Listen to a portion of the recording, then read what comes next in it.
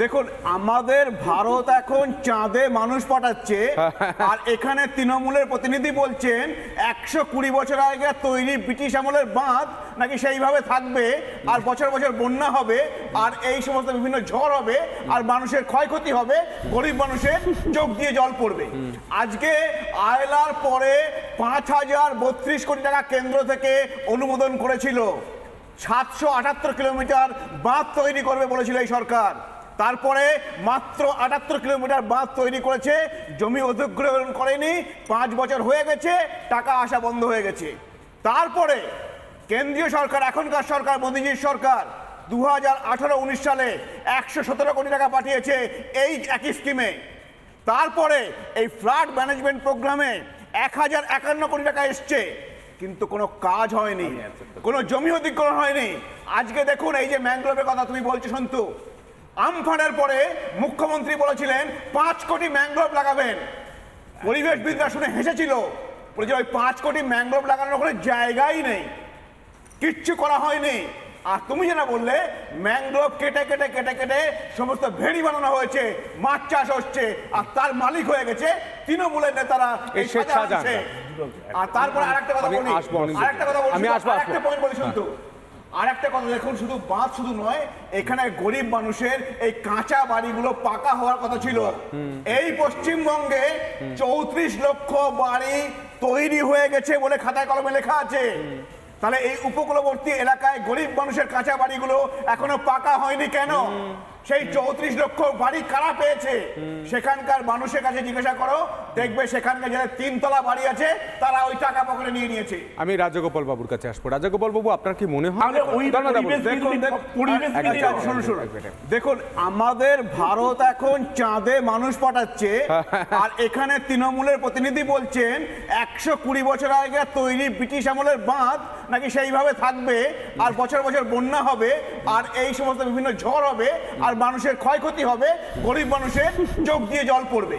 আজকে আয়লার পরে 5032 কোটি টাকা কেন্দ্র থেকে অনুমোদন করেছিল। 778 কিলোমিটার বাঁধ তৈরি করবে বলেছিল এই সরকার, তারপরে মাত্র 78 কিলোমিটার বাঁধ তৈরি করেছে, জমি অধিগ্রহণ করেনি, 5 বছর হয়ে গেছে, টাকা আসা বন্ধ হয়ে গেছে। তারপরে কেন্দ্রীয় সরকার, এখনকার সরকার মোদিজির সরকার 2018-19 সালে 117 কোটি টাকা পাঠিয়েছে এই একই স্কিমে।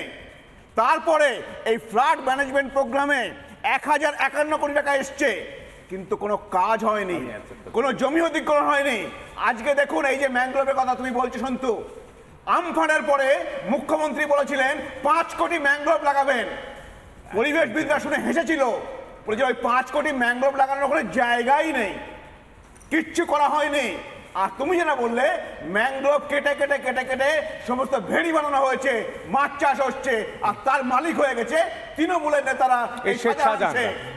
আর তারপরে আরেকটা কথা বলি, আরেকটা পয়েন্ট বলি শুনতো, আরেকটা কথা দেখুন, শুধু বাঁধ শুধু নয়, এখানে গরিব মানুষের এই কাঁচা বাড়িগুলো পাকা হওয়ার কথা ছিল। এই পশ্চিমবঙ্গে 34 লক্ষ বাড়ি তৈরি হয়ে গেছে বলে খাতায় কলমে লেখা আছে। তাহলে এই উপকূলবর্তী এলাকায় গরিব মানুষের কাঁচা বাড়িগুলো এখনো পাকা হয়নি কেন? সেই 34 লক্ষ বাড়ি কারা পেয়েছে? সেখানকার মানুষের কাছে জিজ্ঞাসা করো, দেখবে সেখানকার যারা 3 তলা বাড়ি আছে তারা ওই টাকা পকেটে নিয়ে নিয়েছে। আমি রাজগোপাল বাবুর কাছে আসবো। রাজগোপাল বাবু, আপনার কি মনে হয়? দেখুন আমাদের ভারত এখন চাঁদে মানুষ পাঠাচ্ছে আর এখানে তৃণমূলের প্রতিনিধি বলছেন 120 বছর আগে তৈরি ব্রিটিশ আমলের বাঁধ নাকি সেইভাবে থাকবে আর বছর বছর বন্যা হবে আর এই সমস্ত বিভিন্ন ঝড় হবে আর মানুষের ক্ষয়ক্ষতি হবে, গরিব মানুষের চোখ দিয়ে জল পড়বে। আজকে আয়লার পরে 5032 কোটি টাকা কেন্দ্র থেকে অনুমোদন করেছিল। 778 কিলোমিটার বাঁধ তৈরি করবে বলেছিল এই সরকার, তারপরে মাত্র 78 কিলোমিটার বাঁধ তৈরি করেছে, জমি অধিগ্রহণ করেনি, 5 বছর হয়ে গেছে, টাকা আসা বন্ধ হয়ে গেছে। তারপরে কেন্দ্রীয় সরকার, এখনকার সরকার মোদিজির সরকার 2018-19 সালে 117 কোটি টাকা পাঠিয়েছে এই একই স্কিমে। তারপরে এই ফ্লাড ম্যানেজমেন্ট প্রোগ্রামে 1051 কোটি টাকা এসছে, কিন্তু কোনো কাজ হয়নি, কোনো জমি অধিগ্রহণ হয়নি।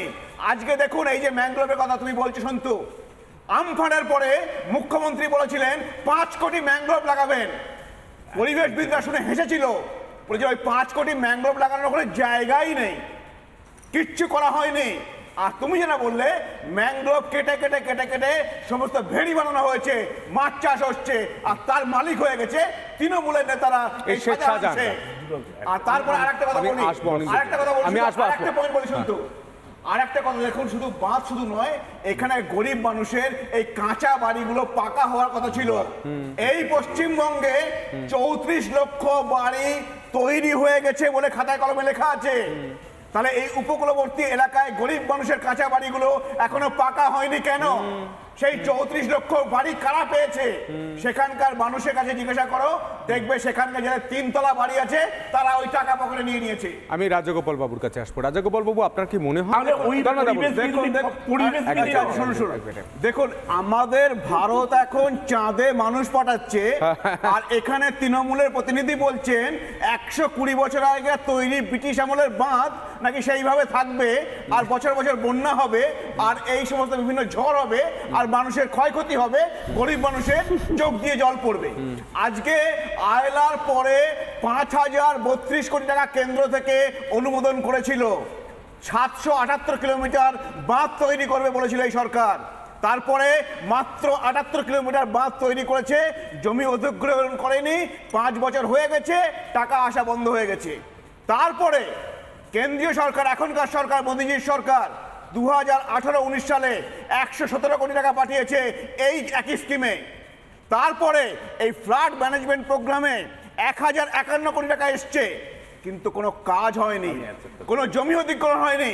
আজকে দেখুন এই যে ম্যানগ্রোভের কথা তুমি বলছো সন্তু, আমফানের পরে মুখ্যমন্ত্রী বলেছিলেন 5 কোটি ম্যানগ্রোভ লাগাবেন।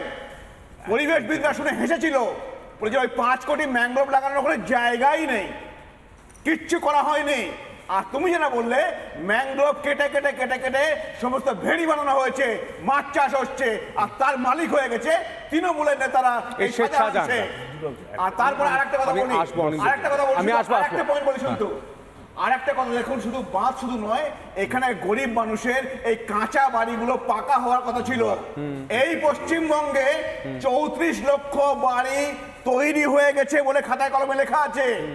তাহলে এই উপকূলবর্তী এলাকায় গরিব মানুষের কাঁচা বাড়িগুলো এখনো পাকা হয়নি কেন?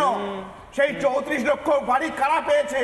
সেখানকার মানুষের কাছে জিজ্ঞাসা করো, দেখবে সেখানকার যারা 3 তলা বাড়ি আছে তারা ওই টাকা পকেটে নিয়ে নিয়েছে। আমি রাজগোপাল বাবুর কাছে আসবো। রাজগোপাল বাবু, আপনার কি মনে হয়?